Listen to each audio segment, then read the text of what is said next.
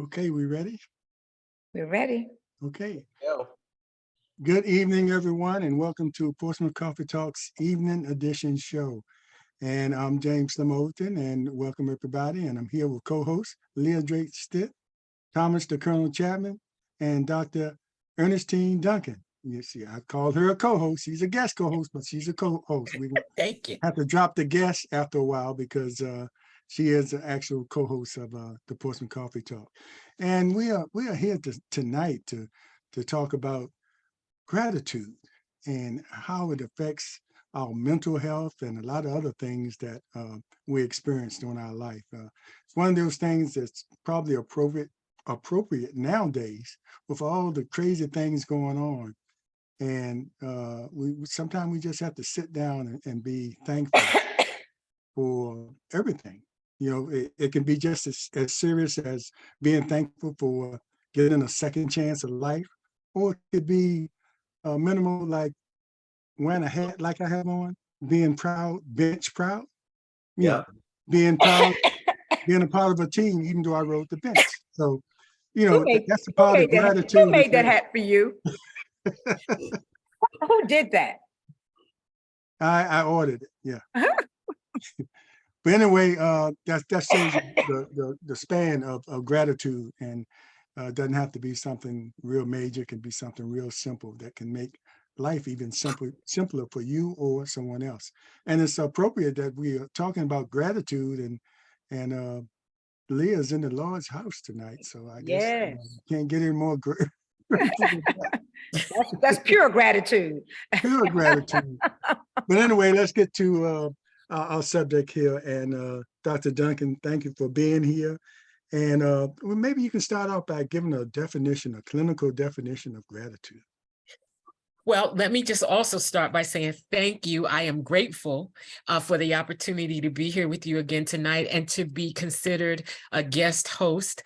It is my honor, and it's something that I am truly grateful for. Now, I noticed that when tonight's show was promoted, you actually provided a definition of gratitude. And the definition that you included was the quality of being thankful. It's a readiness to show appreciation and to return kindness, right? So when we talk about it from a more clinical perspective, all we're simply saying is that it is the way in which we perceive those things that happen around us. It can be defined as an emotion. It can be defined as a personality trait. There are some people who are more prone to being grateful than are others. So we look at gratitude in a number of ways, but I like to think about it as a perspective that we can control. We can control the extent to which we feel gratitude or not. Many of us are familiar with the glass half empty, glass half full, right? So it's the same stimulus. It is the same event. I locked my keys in the car. There are some people who see that same stimulus as it ruined my day. They get angry. Their response to locking the keys in the car is extremely negative. While there are other people who say, this is unfortunate. What do I need to do? I can call AAA. I can call my significant other, have them bring me the key. But for them, it's not as devastating an event. And it really has to do with our personality, our attitude, and how we see things. We sometimes don't, we feel that it might be more innate. You know, there are some people who tend to see the glass more optimistically half full than those who see it half empty. So gratitude is the same type of thing. It is something that we kind of come here with a particular perspective, but I'm hoping tonight that we can talk about ways to cultivate it for those of us who may not naturally feel gratitude. And I'd like to start out by asking each of you, what is one thing that you are grateful for right now?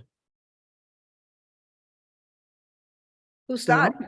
Go ahead. Go ahead, James. Go ahead, James. Well, right now, I'm grateful for this show, being among the friends that are part of this broadcast, that we're able to come on here and share information that may help someone. Mhm. And so right now, that's what I'm grateful for, a lot of things, but right now I'm grateful for the opportunity to be able to do this. Great, great. Thank you.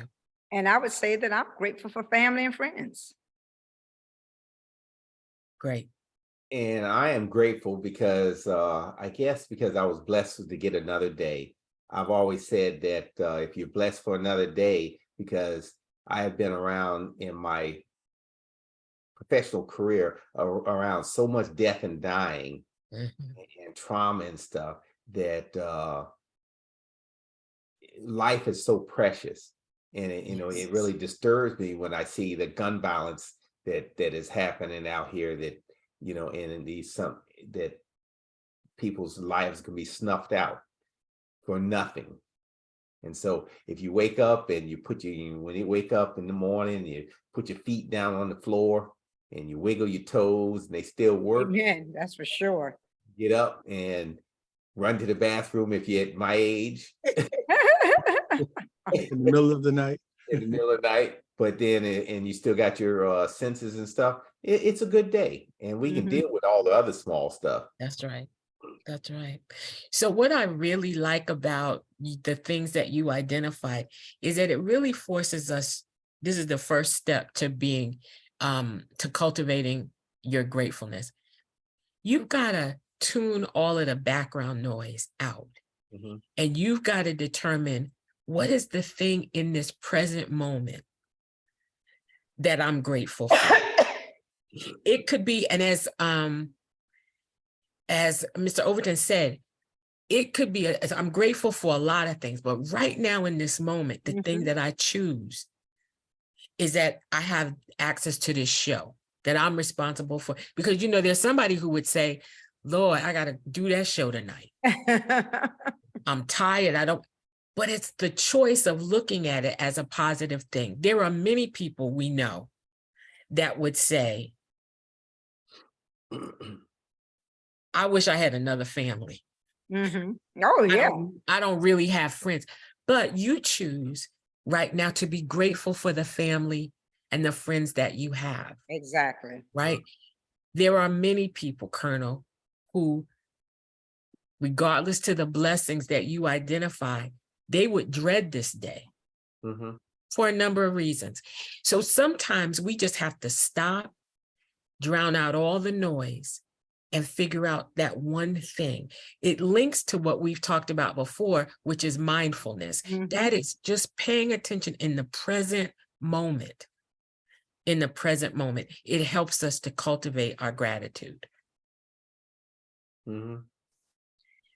And some days I know I had started, and I need to go back to this again, is that I had started doing a gratitude journal every day. I mean, because a lot of times the little things you fail to take notice of. And I found that when I started doing my gratitude journal, I started noticing little things that I had not paid attention to before. And I was able to include those in those areas in which I was grateful, and it makes you mindful. Mindfulness Yes. comes in, Yes. when you're journaling, because you tend to take notice. A lot of times we walk around, we don't see things. We're so busy moving from place to place to place. You don't see the various things. You don't see the things that people do for you or say to you. You don't acknowledge it. So sometimes just through journaling, you can be more in tune with those things that you're grateful for. That's exactly right. Here is my gratitude journal. Oh, Right. I guess it's your green screen kind of took it away. Oh, But is yes, it? Okay. there it is. This is There it my. is. I see it now. I see it now. Mhm. It is my gratitude journal. And clinically, we don't know which is better, if you should do your gratitude journal in the morning to kind of set the tone for your day. But there's just as much evidence that suggests doing at the end of the day Right. is a time to reflect on all of those things that you have. And what you said is key. We sometimes just take them for granted. But Mhm. when you take the time to be mindful of them, it helps to bring that into our awareness. Mhm. And we can, I hope by the end of the day today, we would talk about some of the benefits to us experiencing gratitude, because there are physical benefits Oh, yes. as well as psychological benefits to experiencing gratefulness. You know, Janet Harris writes that she's grateful for good health and love. Great. I'm Great, happy Janet. for you. We Thank encourage the you. people watching tonight to put down in a few Yes. words or one word, Yes. what are you grateful for? And we will share that. Mhm. I'm sure Dr. Duncan will not analyze it, but she will have something to say. That comes in, you have to be laying on the couch for all that stuff. But Yeah, you have to be really and we anyway, we surely can't be on the air. no, That's no, for sure. can't be on the air with that. But share some of the things, with us, just like we did, and we'll Yes. share it with the rest of the people here today, if it's okay. That'd be great. That Mhm. would be great. you know, I'm grateful for my daughter, and she's the one who just called in. She knows I'm on Postman Coffee Talk, but I'm grateful for her anyway, because she's checking in. Yes, yes, yes. It's all the state of mind. You Mhm. could look at it as an interruption, or you could look at it as being grateful that she's checking in. Exactly. And I hope that the listeners understand then that means being grateful is a choice. It is. It But if is. you choose gratefulness, there are benefits to us in being grateful. Mhm. Psychologically, people who are grateful tend to experience more joy and happiness. Nothing really changes in terms of their everyday. It's just the way that they perceive it. Mhm. And they feel more happy, and they report higher levels of joy. Mhm. Individuals who experience gratefulness also foster relationships. Nobody wants to be around a moody, ungrateful Scrooge. So when people are grateful, other people gravitate towards that. And so people have better social relationships. And we know then that better social relationships have very clear implications for health, Mhm. physical health. When we talk about some of the physical benefits, people who are grateful, they have lowered stress responses. And then that has to do with all of the cortisol and all of the things that come about when we are stressed. Mhm. People who have gratitude as a way of life, they have stronger immune systems. So they're able to fight off all kinds of illnesses, whether they be chronic illnesses or whether they be things like a cold, because their immune systems are stronger. Mhm. And so we look at a lot of benefits to just making the choice to be grateful. Mm. And I've had, and I know I've mentioned this on the show before, and I've had doctors tell me this back when I was going through something that could have been, some pretty dark days, but I never saw it that way. I always had the attitude, it was never a why me, because there was a lot of other people in there going through the same type of heart failure that I was. So it wasn't never a why me. It was always something like this is what I'm dealing with, and I just have to deal with it. And I just kept that positive attitude. And Mhm. I think, and just to have people come visit me and tell me I brought their spirits up when they were coming there to try to lift me up. Mhm. But it was just a natural thing for me to do. I know I had to deal with it, and I kept positive every day and kept a record of what I was going through and made jokes about it. And some of them were serious issues, but made a joke out of it, and it helped me get through it. And like I was still, like the colonel said, he's grateful for waking up. I was still grateful for waking up every day in that hospital Mhm. because actually I saw people who didn't, that were dealing with the same thing I was. And so it's like you said, it's about attitude, and I think that really carried me through. And like I said, the doctors told me my attitude helped Mhm. me physically or health wise with what I was going through. So it makes a difference. Yeah, yeah. I think that's a living example of Mhm. what you're going to read about which says that when you have a positive attitude, it's also linked to people's spirituality. Not religiosity, but the spirituality. And people are more optimistic when they have a relationship with a higher power, whatever that power might be. So we look at a lot of things that I think it's interesting that you said it was just how I was, you know, and again, it is seen sometimes as a personality trait. It is something that shapes the lens of how people deal with their experiences. You know, Ernestine, so on the flip side, and there's data to say those who have mild to moderate depression, how do we get those folks out of that, what I call the depressive funk? And we know that they have, you know, sometimes, you know, different lab tests that show up, you know, that on the negative end, like, and how do we get them to turn to be more aware and on the, I call the happy side of life? What should they do? Yeah. So you're right. There are some people whose depression, whether mild, moderate, or severe, has some physiological cause. These are people who may have hormonal imbalances. There may be something going on for them in terms of brain functioning that leaves them depressed. Those factors typically must be dealt with some type of psychopharmacological intervention. However, we do believe that a lot of depression is maintained by, and there's a theorist who calls it stinking thinking. It is maintained by the way in which we think about things. And so cognitive behavioral therapy or cognitive therapy would be an attempt to get people to change the way that they're thinking. And it is my experience. I'd be interested in what some of the listeners think, what you think. I think to quote the Colonel, what say you about haven't you known people who you don't understand how in the world they come to the logic they come to? Yes, And yes. Oh, yes. okay, so that's an amen from the That's church. an amen. I'm sitting in the church and I say amen. And so many times their thinking is, you know, and the theorists had categories. There are people who catastrophize. So an example of that is, you know, I don't know. My daughter just called me on the phone. I wonder why she's calling. Yes. What happened? I wonder what happened. Yes.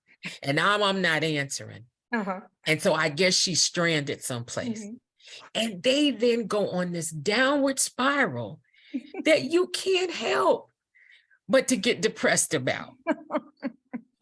The theorist also talks about all or none thinking, right? It's either black or it's either white. But we know 80% of the time it's gray. But people are holding themselves to absolutes.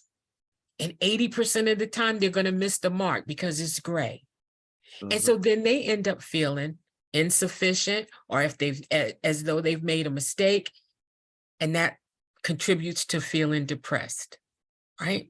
So one of the things that we want to do is to try to get people to change the way that they think, right? So now on an everyday basis, you know, let's say your friend has negative thinking, right? We got to stay in touch with not letting that be contagious on us. Right? Because people who are negative, sometimes we don't want to be around them anymore because I just get tired of them always being negative, always complaining. So we got to do an assessment first to make sure that we're in the right place. Because if we're not, we can sometimes perpetuate their depression. Like, I don't even want to talk to you anymore. Well, that's not helping a depressed person, right? So we want to think about ways that we can help them change their thinking. And one way that I think is clinical but non-clinical, so we all could do it, is when people talk about things and have a negative, catastrophic perspective, let's just take them down the road with what would be so bad about that. Right? So if anybody's willing to do this, let's kind of role play. And all I need for you to do is to say, and what would be so bad about that? Okay, Okay, so it's gonna be you, Leah? I'll do it. Okay, good. All right. I just failed a test. I'm a student, I'm in college, and I just failed a test. And what's so bad about that? Well, if I fail the test, I'm gonna fail the class. And what's so bad about that? Well, if I fail the class, I'm gonna lower my GPA. And what's so bad about that? If I fail the class and I lower my GPA, I'm gonna lose my scholarship. And what's so bad about that? I'm not gonna have any money for school, so I'm gonna have to drop out. And what's so bad about that? I'm depressed. Yeah, I I'm feel a little depressed. tear coming down. I'm not ready to get up here and pay your tuition for you. Oh my God, they're gonna lose the scholarship. And Now, here's where we have to say, but a lot of their thinking was catastrophe, It was, yes, yes, right? And yes. so you get people to understand that I'm really making a really big deal out of this one thing. Mhm. Because at some point, and that's why I said we got to check ourselves first. Because if you're going to end up paying their tuition because of the road that they're going, then that's not the thing for you to do, right? You're not the one, right? Yes, yes. Well, it might not be that time, but we really try to get people to see that their thinking is very extreme. Mm. That's what we do. I know that lots of people sometimes do comparisons. However, we don't think comparisons are as effective because people's circumstances are always really personal, Right. right? So it doesn't matter to me that you only had $1 to your name after you paid your tuition. It doesn't, if I'm hungry and I don't have any money, your situation doesn't compare. I may not feel like I have the resources that you have for other things. So we try not to compare. Well, you don't have anything to be depressed about. What if you didn't have a leg? Well, that's not my situation. I do have my legs, but I'm still depressed. So we really just try to get people to think about specifically what's going on with them and to realize how their thinking is distorted. I have to go get my charger. I'm sorry. Yeah. Low battery. Okay. you know, So, Dr. Go ahead, Okay. go ahead, Kim. well, the other piece of that in the exercise that you did with Leah, as that person spiraled out in normal folks, we also have a pressure valve where it lets off that steam for the pressure, and that doesn't let you spiral out of control that Leah went into about failing one test. So those who have a healthy outlook on life that have built up coping skills, you fail that one test, and then so what do I do to not fail that second one? Maybe I have to pick up the book for the first time and read because I knew I took the first one without opening the book. And I self-destructed on that. Because I also know that, yes, I have a lot riding on it, and all that negative spiral stuff is going to happen if I don't get my act together. So I need to buckle down and go over to that library, or I need to talk to somebody and get with my tutor or the friends, and we do this group study thing. Right. I can't go down this road because I can't go back home. Right. Yeah. Right. So there's a number of ways. Yeah, there are a number of ways to kind of explore that with people. But many times when people are depressed, it's because they've got all this other noise telling them that it's not, that they should be pessimistic about it. And what you're talking about is giving people the power to understand that they can make a change. Yes. Yes. Dr. Duncan, as you know, we're in Black History Month, and often we had shows we talked about how some people's behavior goes all the way back to slavery, and even though they didn't experience it, but it sort of trickled down to our behaviors of the day. And I saw somebody mention, and they were psychologists, and they mentioned Black people live their entire lives in a survival mode. And, I can imagine if you let that be your guide to going forward, I can see how that the pressure could keep you out of being grateful for anything. How do you Exactly. deal with those things? With historically, we're dealing with things, and that's why it's so important to know that history for yourself and not just pick up things that you heard from that somebody, and hearing pieces of the history and using that as something that you guide your life by. But there are those people that are living in that survival mode, always looking out. It's always somebody against them or after them. They're the strongest people. They're usually the hardest nuts to crack. And didn't want to use that word nut and associate that with anything, but that's just a metaphor. The hardest nuts to crack, those Yeah, people that are in that type of mode constantly. exactly. Right. Because if we just think about the word survival, it means Mhm. that if they're not successful, they're going to die. Mhm. Right. Literally, figuratively. And so they're protective of that. But they live their lives in this defensive, from this defensive perspective, which then doesn't allow them to live fully and to enjoy the moment because they're always on the defense. So again, those are difficult individuals to intervene with. But a good strategy is to just try to get them, keeping in mind that a lot of times what happens with us being depressed is that it is overwhelmed. We're overwhelmed by the Mhm. stressors that are affecting us. And while we live in a society that is not always fair and historically has not been kind to us, the fact that we have survived it is something to be grateful for. Again, it's all in how you choose to look at it. Do we look at it as this country, this world has not been fair to us, and therefore I'm always in a survival mode? Or are there some things that have happened that have allowed you to persist? And focusing then on those things. What are the things that have allowed you to be adaptive? That you don't take your round peg and shove it into a square hole. What have you done to be able to adapt so that you have been able to survive? And in doing that, then you can move to the next state, which is thriving. And I've personally been, the last few days was in that survival mode. Well, not quite survival mode, but you know how you go out these days and you don't even expect good service or something like that.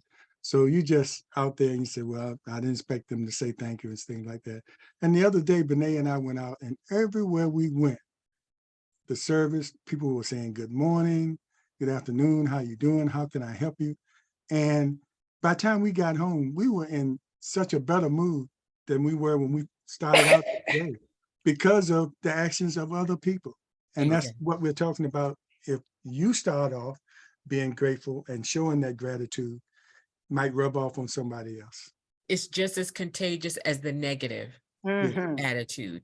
What's important though is that you recognize that there was positivity around you. You Mm. went out with an attitude that perhaps it wasn't going to be there, Right. but you were willing to admit when you got there, it was there.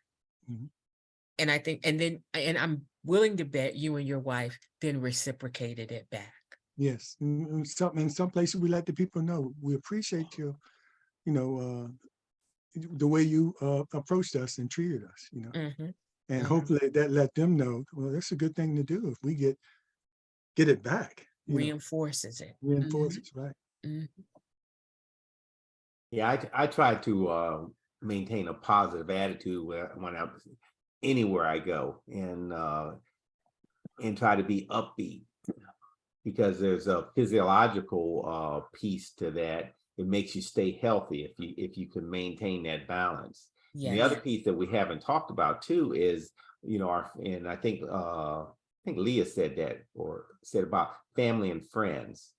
If you have family and friends that are positive, that are doing the right things, then it also makes your own life positive.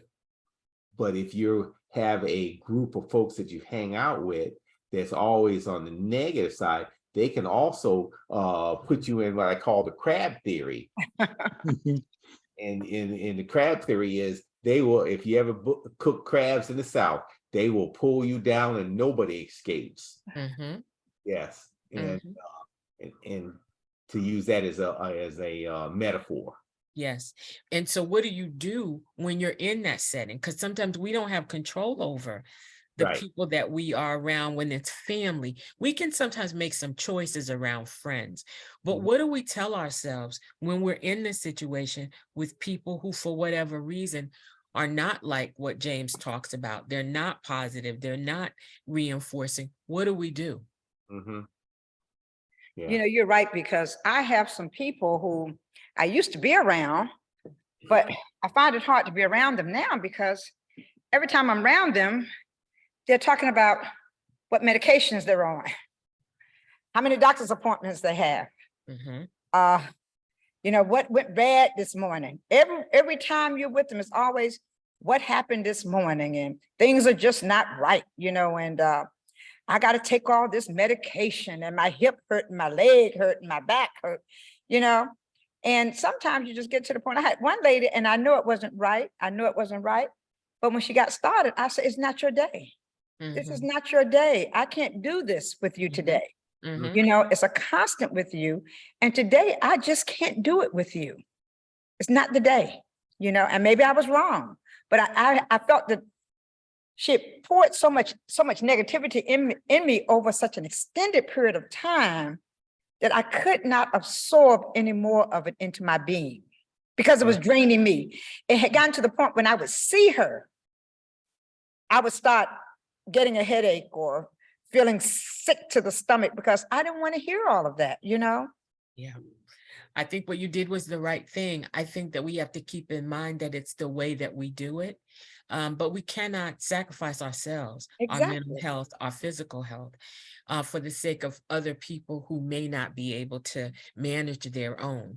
And so I believe that in terms of self-care, sometimes cutting those people off or sometimes saying this is not the day is the Exactly. best way to take care of ourselves in the midst of that. I didn't hear you say that you told her, shut up. Oh, I'm no. not hearing that today. But you told her with care and concern. And that's just being real. You know, Uh-huh. that's just being real. As much as I would want to help somebody bring their groceries up 3 flights of stairs, if my leg is broken, I can't do it. Can't do it. I cannot do it. And so just being realistic with ourselves and honest with ourselves and honest with them. I just can't do that today. Right. Right. Well, let's stick with the families a little bit here because I think that's important. The families, the nucleus of the family, you know, is it starts with the family, and then people leave the family and spread out, and they take whatever they learn by being a part of that family out into the world, and that's basically a lot of times how they treat others. And I guess some things that are missing, I can remember, and the Colonel can agree with me here. Some of our best times when we had those family gatherings, and I know most families are like that, but you hear about some families now, they get together and they fight Mhm, physically.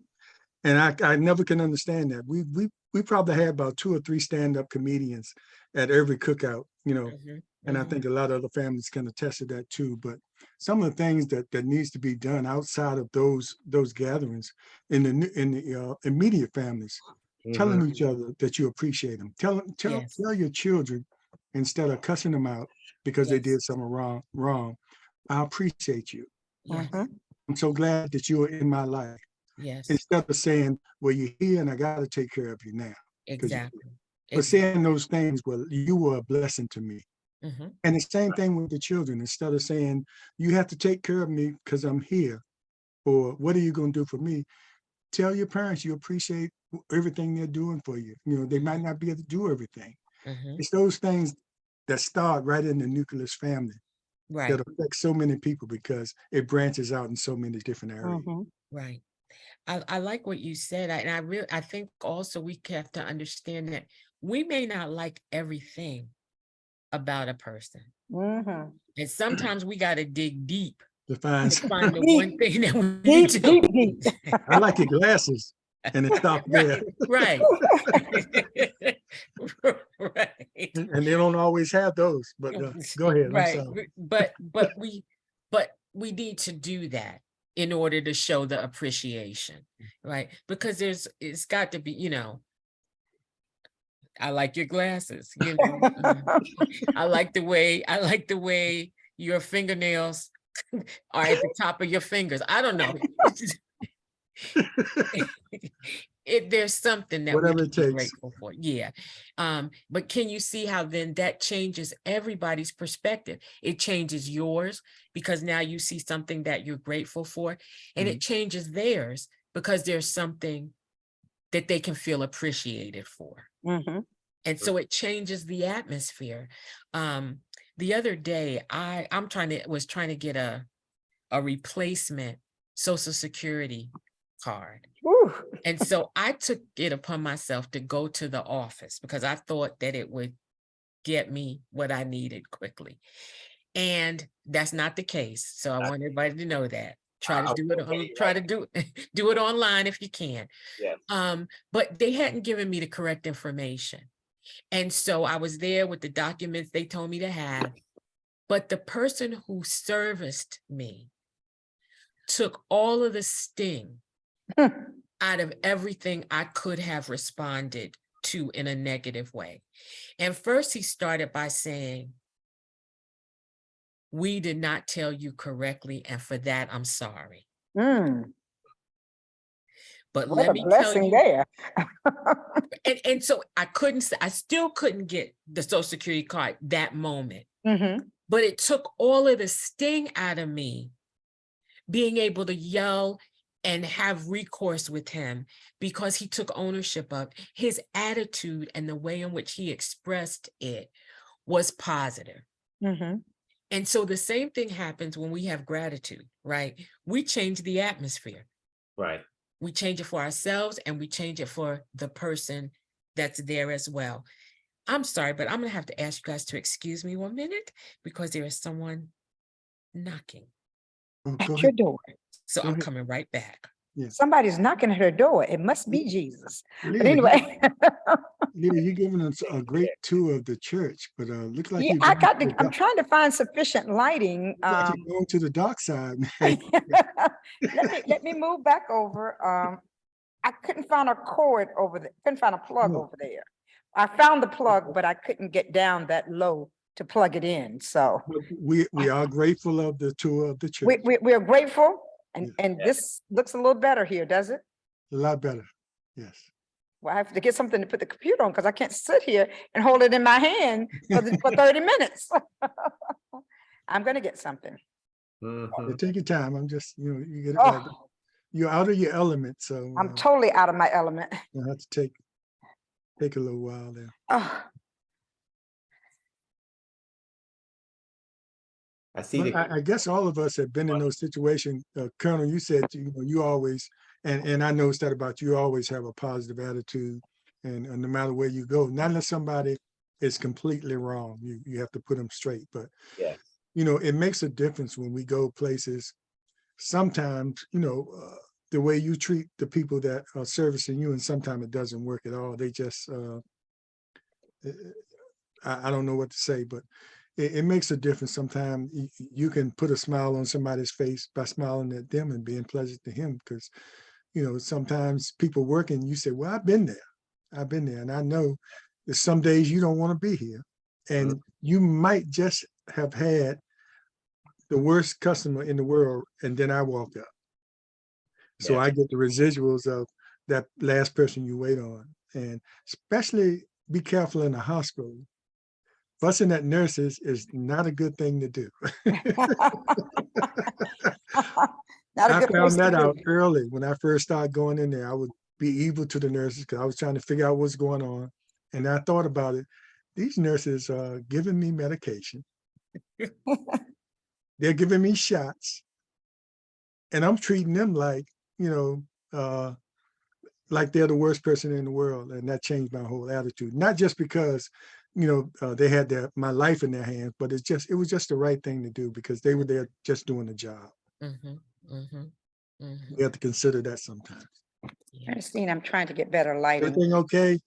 Please forgive me. I'm trying to get better lighting. Oh, no, of course. I could hear you guys as I was at the door, but I did hear Leah say it was Jesus at the door, and I was hoping it wasn't, because to me that meant the rapture, and I Yeah, wasn't not ready your to go time. yet.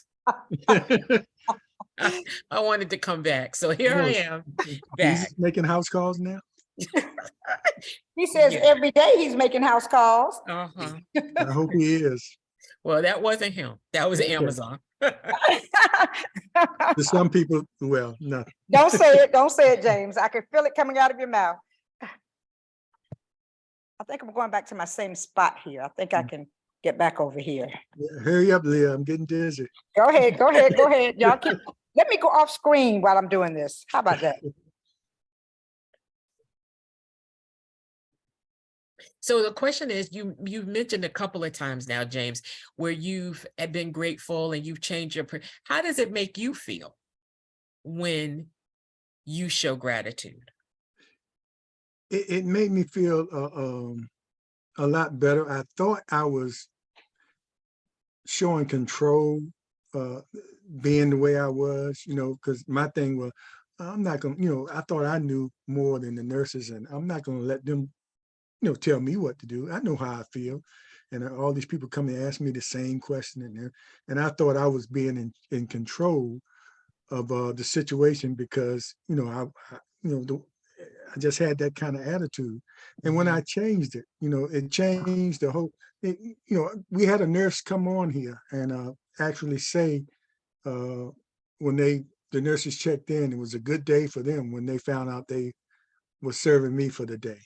And Mhm. whether that was true, what she was saying, but she said it on air and I have it on tape. So, but it reciprocated, right back at me because I know all the patients got the same treatment, but they didn't have to, some of them, could have been really just coming in and done the bare minimum of their job and Yeah. not go that extra mile. And it made all the difference in the world. And going back, it made me feel better because I really wasn't that person Mhm, that I was trying to be, mhm, the mean guy. That wasn't me, but I thought it was giving me control.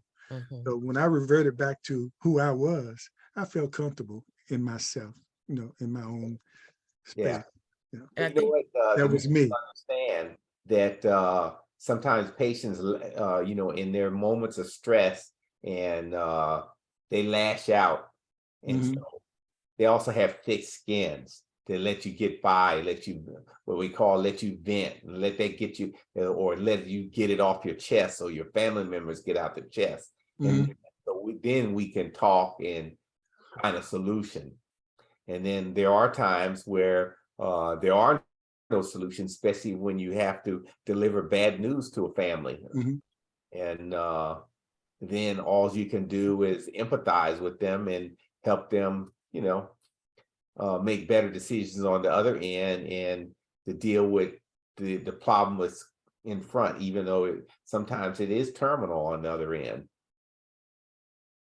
And so, And that's what I realized, the nurses were human too, and they yeah. were dealing with their family life and Mhm. they might have come in my room after one of their patients had just passed away. That's right. That's And they right. had, on the way to my room, had to wipe their tears Mm-hmm. and come in there and smile at me because I was the next person who needed to be serviced. And they couldn't show that kind of emotion in front of me when I'm sitting there worrying about my next day. Mhm. So that was another thing that made me feel good, realizing what they were going through, and they didn't need that from me. mhm. You can get it from other people, but not from me. Right. It's interesting that you said you felt that if you were not grateful, if you were particularly focused on Hold on, yourself. Dr. Duncan. Let me lie down. Go ahead.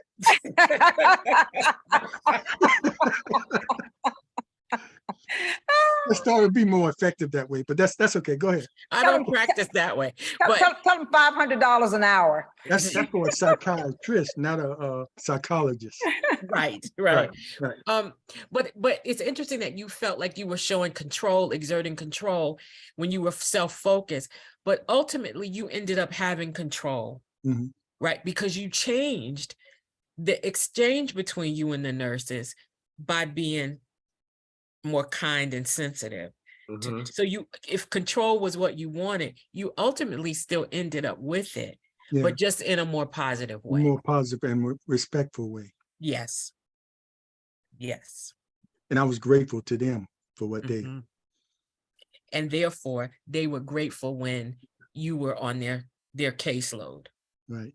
Mm-hmm. Mm. Yeah. So getting. Well, this has been a day of stress for me, being outside of my element, and I just can't seem to get this thing right today. But anyway, Now you're turning into Casper the Ghost. turning to Casper the Ghost now. But what I was thinking about then as well was pets. Pets can make a difference, because I can be in the worst mood when I walk through that door, and that dog, Miss Bella, walks up to me and she wags her tail and come up to me and shows me unconditional love, regardless as to what's going on. Mhm. Pets can really change your attitude, you know? Yes. And that is why there now are, In the hospital. emotional support animals, Mhm. because they do provide that level of emotional support for individuals, particularly if they are depressed or anxious. Mm-hmm. Mm-hmm. Well, it's interesting you mentioned pet therapy, and then we've used pet therapy in the hospitals forever. And then it sort of grew up or blew up during the Iraqi and Afghanistan war, that we discovered that was a big piece of having pet therapy or